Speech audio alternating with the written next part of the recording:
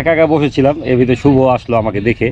তো জায়গাটা অনেক সুন্দর, মানে বট গাছ কিন্তু সবসময় আমাদের অনেক বেশি অক্সিজেন প্রোভাইড করে, তাই তেমনই একটা বট গাছের নিচে আমরা বসে আছি। আর সাথে আছে আমাদের শুভ। শুভ, কেমন লাগছে তোমার এই বট গাছের এখানে? অসাধারণ অসাধারণ, হ্যাঁ, সুন্দর না অনেক? একদম আর পরিবেশটা একবার শান্তি, ঠান্ডা। আর এখান থেকে কি দেখা যায় আপনি দেখায় আপনাদের? লেক।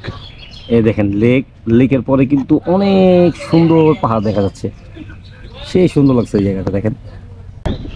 তো আমরা এখানে আমাদের লাঞ্চ শেষ করলাম, আর শেষ করার পরে একটু রেস্ট নিচ্ছি, কিন্তু জায়গাটা অনেক সুন্দর। যখন বাইরে অনেক রোদ থাকে দেখবেন, প্রচণ্ড রোদ, তারপরেও যদি কেউ একটা বট গাছের নিচে, এরকম একটা বট গাছের নিচে এসে দাঁড়ান বা এসে বসে থাকেন, দেখবেন একটা ঠান্ডা ফিল হয়। আসলে আমি যেটা শুনছি যে বট গাছে আপনার অক্সিজেনটা খুব বেশি পরিমাণে আমাদেরকে দিয়ে থাকে আর কি। তেমনই একটা বট গাছের নিচে বসে আছি, খুব ভালো লাগতেছে। খাওয়া দাওয়া শেষ করার পর একটু ক্লান্ত লাগতেছিল, কিন্তু এই গাছের নিচে আসার পরে সেই লাগতেছে। আর এই জায়গাটা আসলে খুবই ভালো লাগছে। দোলনাটা একা একা আছে, চলে একটা কাজ করি, দোলনাটা যায় বসি। আসলে এই জায়গাটা এত ভালো লাগছিল, আমি দোলনাটা বসার পরে মানে এইখানকার আবহাওয়াটা এত সুন্দর ছিল। আর মাত্র খাওয়া দাওয়া শেষ করার পরে শরীরটা একেবারে ক্লান্ত হয়ে গেছিলো, মনে হয় এখন দোলনার ভিতরে ঘুমাইলে আমার ঘুম এসে পড়বে।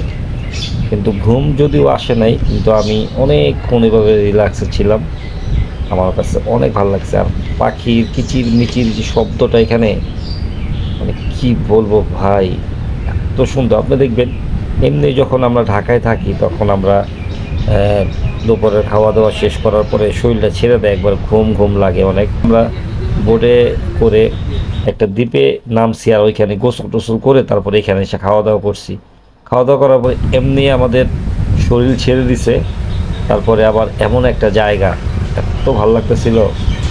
মোটামুটি 30 মিনিট আমি এখানে বসেছিলাম, বসে বসে চারপাশের যা আছে সব কিছু উপভোগ করছি। খুব ভালো লাগছে আমার কাছে। আর পাখির আওয়াজগুলো একটু শোনেন, জাস্ট পাখির আওয়াজগুলো শোনেন।